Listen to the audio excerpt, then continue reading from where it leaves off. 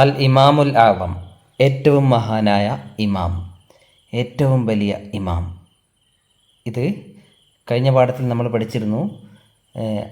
സത്യസന്ധനായ ഒരു കച്ചവടക്കാരനെക്കുറിച്ച്. ആരായിരുന്നത്? അൽ ഇമാം അബു ഹനീഫ. അദ്ദേഹത്തെക്കുറിച്ചാണ് ഈ പാഠവും. ഈ പാഠത്തിലുള്ളത് അദ്ദേഹത്തിൻ്റെ സീറത്തുൻ ദാത്തിയ ആണ്. എന്താണ് സീറത്തുൻ ദാത്തിയ? സീറത്തുൻ ദാത്തിയ എന്ന് പറഞ്ഞാൽ ജീവചരിത്രം. അൽ ഇമാം അബു ഹനീഫയുടെ ജീവചരിത്രമാണ് ഈ പാഠം. വളരെ ചുരുങ്ങിയ രൂപത്തിൽ അദ്ദേഹത്തിൻ്റെ ജീവചരിത്രം ഇവിടെ എഴുതിയിട്ടുണ്ട്. നമുക്കത് വായിച്ചു നോക്കാം. വുലിദൽ ഇമാം അബു ഹനീഫത്ത് നുഅ്മാൻ ബിൻ സാബിത്ത് ബിനിൽ മർസുബാൻ അൽ കൂഫി സനത സമാനീന ഹിജ്രിയ ബിൽ കൂഫ വനശഅ ഫീഹ. അൽ ഇമാം അബു ഹനീഫ ഹിജ്റ 80 കൂഫയിലാണ് ജനിച്ചത്. വലുദൽ ഇമാം അബു ഹനീഫ, ഇത് ബാക്കി അദ്ദേഹത്തിൻ്റെ മുഴുവൻ പേരാണ് അല്ലേ. നുഅ്മാൻ ബിൻ സാബിത്ത് ബിൻ മർസുബാൻ എന്നത് അദ്ദേഹത്തിൻ്റെ മുഴുവൻ പേരാണ്. അൽ കൂഫി എന്നതോ കൂഫക്കാരനായ. അദ്ദേഹം കൂഫയിലാണ് ജനിച്ചത്, കൂഫക്കാരനാണ്. അതുകൊണ്ടാണ് അൽ കൂഫി എന്ന് പേരിൻ്റെ കൂടെ ചേർത്തത്. എപ്പോഴാണ് ജനിച്ചത്? സനത്ത സമാനീന ഹിജ്രിയ, ഹിജ്റ 80. ഹിജ്റ 80 അദ്ദേഹം ജനിച്ചത്. ഹിജ്റ 10 പ്രവാചകൻ മരണപ്പെട്ടത് അല്ലേ. അതിനുശേഷം ഒരു 70 വർഷം കഴിഞ്ഞിട്ടാണ് അദ്ദേഹം ജനിക്കുന്നത്. ബിൽ കൂഫ, എവിടെ ജനിച്ചു? കൂഫയിൽ. കൂഫ എവിടെയാണ്? ഫിൽ ഇറാഖ്, ഇറാഖിലെ ഒരു സ്ഥലമാണ് കൂഫ. വനശഅ ഫീഹ, അവിടെ തന്നെയാണ്, കൂഫയിൽ തന്നെയാണ് അദ്ദേഹം വളർന്നതും. അങ്ങനെ കൂഫയിൽ ജനിച്ചു വളർന്നു. വാലിദുഹു സാബിത്ത് ബിൻ മർസുബാൻ, അദ്ദേഹത്തിൻ്റെ പിതാവാരാണ്? സാബിത്ത് ബിൻ മർസുബാൻ ആണ്. ഓക്കെ. വക്കാന അബു ഹനീഫത്ത ഫഖീഹൻ വ ആലിമൻ മഷ്ഹൂറൻ വ താജിറൻ അമീനൻ. ഇമാം അബു ഹനീഫ കാന ഫഖീഹൻ, ഒരു ഫഖീഹായിരുന്നു. എന്താണ് ഫഖീഹ്? കർമ്മശാസ്ത്ര പണ്ഡിതൻ, ഫിഖ്ഹി പണ്ഡിതനാണ് അദ്ദേഹം. വ ആലിമൻ മഷ്ഹൂറൻ, വ ആലിമൻ പണ്ഡിതനായിരുന്നു. മറ്റുള്ള പല വിഷയങ്ങളിലും പാണ്ഡിത്യമുള്ള, പ്രത്യേകിച്ചും കർമ്മശാസ്ത്രത്തിൽ അഗാധമായ പാണ്ഡിത്യമുള്ള ഒരു മഷ്ഹൂറായ, പ്രശസ്തനായ, ലോകപ്രശസ്തനായ പണ്ഡിതനായിരുന്നു അദ്ദേഹം. അതോടൊപ്പം വ താജിറൻ അമീനൻ, വിശ്വസ്തനായ കച്ചവടക്കാരനുമായിരുന്നു. ഇത്രയും വലിയ പണ്ഡിതനായിരുന്നിട്ടും അദ്ദേഹം കച്ചവടവും ചെയ്തിരുന്നു ജീവിക്കാൻ വേണ്ടി. പാണ്ഡിത്യം കൊണ്ട് മാത്രം അദ്ദേഹം പണമുണ്ടാക്കി ജീവിച്ചിട്ടില്ല. അദ്ദേഹം എന്ത് ചെയ്തു? കച്ചവടം ചെയ്ത് സമ്പാദിച്ചിട്ടാണ് ഉപജീവനം നടത്തിയത്, ജീവിച്ചിരുന്നത് അല്ലേ. അദ്ദേഹത്തിൻ്റെ പാണ്ഡിത്യം അത് വേറെ. അതിൽ പണ്ഡിതനായതുകൊണ്ട് അദ്ദേഹത്തിന് ഒരുപാട് ശിഷ്യന്മാരുണ്ട്, ഒരുപാട് ഗ്രന്ഥങ്ങൾ അദ്ദേഹം എഴുതിയിട്ടുണ്ട്. ഇസ്ലാമിക ലോകത്തിന് വലിയൊരു സംഭാവന അദ്ദേഹം നൽകിയിട്ടുണ്ട്. ഓക്കെ. അപ്പോൾ അദ്ദേഹത്തിൻ്റെ മദ്ഹബ് പിന്തുടരുന്ന ഒരുപാട് ആളുകൾ ഇന്നും ലോകത്തുണ്ട്. ലുഖിബ ബിൽ ഇമാമിൽ ആളം, ഏറ്റവും വലിയ ഇമാം എന്ന പേര് അദ്ദേഹത്തിന് നൽകപ്പെട്ടു. തൂഫിയ സനത്ത 150 ഹിജ്രിയ, ഹിജ്റ 150 അദ്ദേഹം മരണപ്പെട്ടു. ഫി ബഗ്ദാദ്, എവിടെ? ബഗ്ദാദിൽ, ഇറാഖിലെ ബഗ്ദാദിൽ 150 അദ്ദേഹം മരണപ്പെട്ടു. ഹിജ്റ 150 മറ്റൊരു ഇമാമായ ഷാഫിഈ റഹിമഹുല്ല, ഇമാം ഷാഫിഈ ജനിച്ചതല്ലേ. അദ്ദേഹം ജനിച്ച വർഷമാണ് ഇദ്ദേഹം മരണപ്പെട്ടത്. മിൻ മുഅല്ലഫാത്തിഹി, അദ്ദേഹത്തിൻ്റെ രചനകളിൽപ്പെട്ടതാണ്, ഇമാം അബു ഹനീഫയുടെ രചനകളിൽപ്പെട്ടതാണ് അൽ ഫിഖ്ഹുൽ അക്ബർ എന്ന ഗ്രന്ഥവും അൽ ഫിഖ്ഹുൽ ഔസത്ത് എന്ന ഗ്രന്ഥവും. ഈ 2 ഗ്രന്ഥങ്ങൾ വളരെ പ്രശസ്തമായ അദ്ദേഹത്തിൻ്റെ രചനകളാണ്. ഇനി അടുത്ത പേജിൽ എന്താണുള്ളത്? ഇമാം അബു ഹനീഫയുടെ ബയാനാത്തുൻ ഷഖ്സിയ, അതായത് ബയോഡാറ്റ. അദ്ദേഹത്തിൻ്റെ ബയോഡാറ്റയാണ് ഈ കൊടുത്തിരിക്കുന്നത്. ബയോഡാറ്റ എന്താണ്? പേര് എന്ന് എഴുതിയിട്ട് പേരെഴുതുക, ജനിച്ച സ്ഥലം, അങ്ങനെ ഉള്ള കാര്യങ്ങളൊക്കെ ക്രമപ്രകാരം എഴുതുന്നതിനാണ് ബയോഡാറ്റ എന്ന് പറയുക അല്ലേ. ജീവചരിത്രം, സീറത്തു ദാത്തിയ എന്ന് പറഞ്ഞാൽ ഒരു വ്യക്തിയെക്കുറിച്ച് പാരഗ്രാഫായിട്ട് ഒരു വിശദീകരിച്ച് എഴുതുന്നതിനാണ് ജീവചരിത്രം എന്ന് പറയുക. ജീവചരിത്രത്തിന് സീറത്തുൻ ദാത്തിയ എന്ന് പറയും.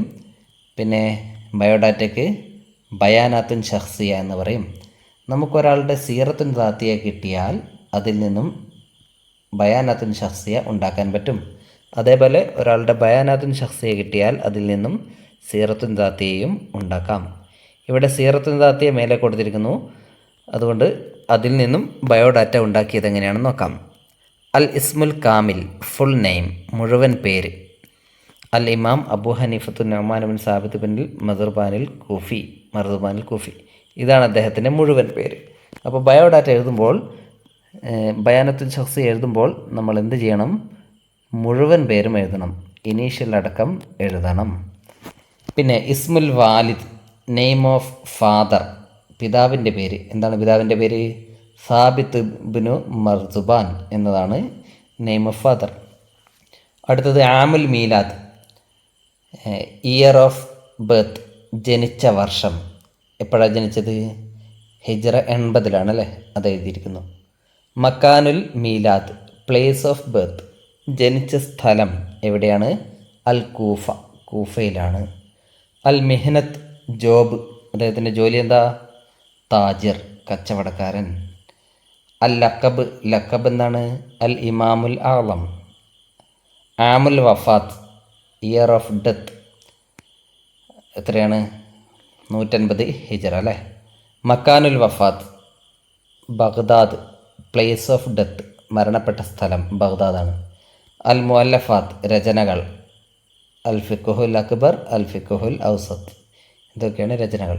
അപ്പോൾ ഈ വാക്കുകളൊക്കെ ഇസ്മുൽ വാലിദ് എന്നും അൽ ഇസ്മുൽ കാമിൽ, ആമുൽ മീലാദ്, ഇങ്ങനെയുള്ള ഈ വാക്കുകളൊക്കെ മനഃപ്പാഠം പഠിച്ചു വെക്കണം. നമുക്ക് ബയോഡാറ്റ ഉണ്ടാക്കാൻ ആവശ്യമാകും അല്ലേ? ഓക്കെ. ഇനി മറ്റൊരു സീറത്തുൻ ദാത്തിയ ഇവിടെ കൊടുത്തിട്ടുണ്ട്. ആരുടേതാണ്? ഗാന്ധിജിയുടെ. ഈ സീറത്തുൻ ദാത്തിയെ വായിച്ചിട്ട് എന്ത് ചെയ്യണം? ബയോഡാറ്റ നമ്മൾ പൂരിപ്പിക്കണം. ആദ്യം സീറത്തുൻ ദാത്തിയെ വായിച്ചു നോക്കാം. നഖറൗ സീറത്ത് ദാത്തിയ ലി സെയ്ദ് മഹാത്മാഗാന്ധി. മഹാത്മാഗാന്ധിയുടെ സീറ ദാത്തിയ വായിക്കാം. വനു ഇദ്ദുൽ ബയാനത്ത് ഷഖ്സിയ, എന്നിട്ട് ബയാനത്ത് ഷഖ്സിയ തയ്യാറാക്കാം. ആദ്യം സീറ ദാത്തിയ വായിക്കാം. വലിദ സെയ്ദ് മോഹൻദാസ് കരംചന്ദ് ഗാന്ധി. മോഹൻദാസ് കരംചന്ദ് ഗാന്ധി ജനിച്ചു. അൽ മഅറൂഫ് ബി ലഖബി മഹാത്മാഗാന്ധി. മഹാത്മാഗാന്ധി എന്ന വിളിപ്പേരിൽ അറിയപ്പെട്ട മോഹൻദാസ് കരംചന്ദ് ഗാന്ധി ജനിച്ചു. എവിടെ? ഫി മദീനത്തി പോർബന്ദർ, പോർബന്ദർ പട്ടണത്തിൽ. ബി വിലായത്തി ഗുജറാത്ത്, ഗുജറാത്ത് സംസ്ഥാനത്തിലെ. വിലായത്ത് മീൻസ് സ്റ്റേറ്റ്, സംസ്ഥാനം. ഗുജറാത്തിലെ പോർബന്ദറിൽ ജനിച്ചു. എപ്പോൾ? ഫി 2 ഒക്ടോബർ 1869 മീലാദി, 1869 അദ്ദേഹം ജനിച്ചു. 69 ഒക്ടോബർ 2 ഗുജറാത്തിലെ പോർബന്ദറിൽ ജനിച്ചു. വാലിദുഹു കരംചന്ദ് ഗാന്ധി, അദ്ദേഹത്തിൻ്റെ പിതാവ് കരംചന്ദ് ഗാന്ധിയാണ്. വാലിദത്തുഹു പുത്ലിബായി, അദ്ദേഹത്തിൻ്റെ മാതാവ് പുത്ലിബായി ആണ്. വസൗജത്തുഹു കസ്തൂർബ ഗാന്ധി, അദ്ദേഹത്തിൻ്റെ സൗജത്ത് ഭാര്യ ആരാണ്? കസ്തൂർബ ഗാന്ധിയാണ്. കാന സഈമൻ സിയാസിയൻ വ മുഹാമിയൻ, അദ്ദേഹം ഒരു രാഷ്ട്രീയ നേതാവായിരുന്നു. അതോടൊപ്പം ഒരു മുഹാമിയായിരുന്നു. മുഹാമി എന്ന് പറഞ്ഞാൽ അഡ്വക്കേറ്റ്, വക്കീൽ അല്ലേ? വക്കീലായിരുന്നു. കാഫഹ ഗാന്ധി ലി തഹരീരിൽ ഹിന്ദി, ഇന്ത്യയെ സ്വതന്ത്രമാക്കാൻ വേണ്ടി ഗാന്ധിജി പോരാടി. കഫഹ, ഗാന്ധിജി പോരാടി. ലി തഹരീരിൽ ഹിന്ദി, ഇന്ത്യയെ സ്വതന്ത്രമാക്കാൻ വേണ്ടി. വമിൻ മുഅല്ലഫാത്തിഹി, അദ്ദേഹത്തിൻ്റെ രചനകളിൽപ്പെട്ടതാണ്. അൽ മഷ്ഹൂറ, അദ്ദേഹത്തിൻ്റെ പ്രസിദ്ധമായ രചനകളിൽപ്പെട്ടതാണ് ഖിസ്സത്തു തജാരിബി മഅ അൽ ഹഖീഖ, എൻ്റെ സത്യാന്വേഷണ പരീക്ഷണ കഥകൾ എന്ന അദ്ദേഹത്തിൻ്റെ ആത്മകഥ. പിന്നെ വഹിന്ദ് സ്വരാജ് എന്ന പുസ്തകം. വൈറുഹുമ, അതല്ലാത്ത മറ്റു പുസ്തകങ്ങളുമുണ്ട്. കുത്തില മഹാത്മാഗാന്ധി ഫി 30 മിൻ യനായർ 1948 മീലാദിയ, 1948 ജനുവരി 30 അദ്ദേഹം മരണപ്പെട്ടു. അല്ല, കൊല്ലപ്പെട്ടു. കുത്തില എന്ന് പറഞ്ഞാൽ എന്താ? കൊല്ലപ്പെട്ടു. ഫി ഡൽഹി, എവിടെ? ഡൽഹിയിൽ വെച്ച്. ഓക്കെ. ഇനി ഇതിൽ നിന്നും അദ്ദേഹത്തിൻ്റെ ബയാനാത്തുൻ ഷഖ്സിയ ഉണ്ടാക്കാം. അൽ ബയാനാത്തു ഷഖ്സിയ, ബയോഡാറ്റ. അൽ ഇസ്മുൽ കാമിൽ, അവിടെ എന്ത് എഴുതും? മോഹൻദാസ് കരംചന്ദ് ഗാന്ധി. പിന്നെ ഇസ്മുൽ വാലിദ്, നെയിം ഓഫ് ഫാദർ, അവിടെ കരംചന്ദ് ഗാന്ധി. ഇസ്മുൽ വാലിദത്ത്, പുത്ലിബായ്. താരീഖുൽ മീലാദ്, ഡേറ്റ് ഓഫ് ബർത്ത് അല്ലേ? ഡേറ്റ് ഓഫ് ബർത്ത് എപ്പോഴായിരുന്നു? 1869 ഒക്ടോബർ 2 അല്ലേ? 2 ഒക്ടോബർ 1869 മീലാദിയ, അങ്ങനെ എഴുതുക. മക്കാനുൽ മീലാദ്, പ്ലേസ് ഓഫ് ബത്ത് എവിടെയാണ് അത് പോർബന്ദർ എഴുതിയിട്ടൊരു കോമ ഇട്ടിട്ട് ഗുജറാത്ത് എന്ന് എഴുതുക. അൽ ലക്കബ് അദ്ദേഹത്തിൻ്റെ ലക്കബ് എന്താണ്, സ്ഥാനപ്പേരെന്താണ്, അദ്ദേഹത്തിന് വിളിക്കപ്പെട്ട പേര് അതാണ് ലക്കബ്. അത് മഹാത്മാഗാന്ധി എന്നാണ്. ശരിയായ പേര് മോഹൻദാസ് കരംചന്ദ് ഗാന്ധി, വിളിക്കപ്പെട്ടത് മഹാത്മാ ഗാന്ധി. അൽ മുഅല്ലഫാത്ത് രചനകൾ എന്തൊക്കെയായിരുന്നു? ഖിസ്സത്തു തജാരിബി മഅൽ ഹഖീഖത്തി എന്നതും ഹിന്ദ് സ്വരാജ് എന്നതും അല്ലേ, അത് എഴുതുക. ഖിസ്സത്തു തജാരിബി മഅൽ ഹഖീഖ, ഹിന്ദ് സ്വരാജ്.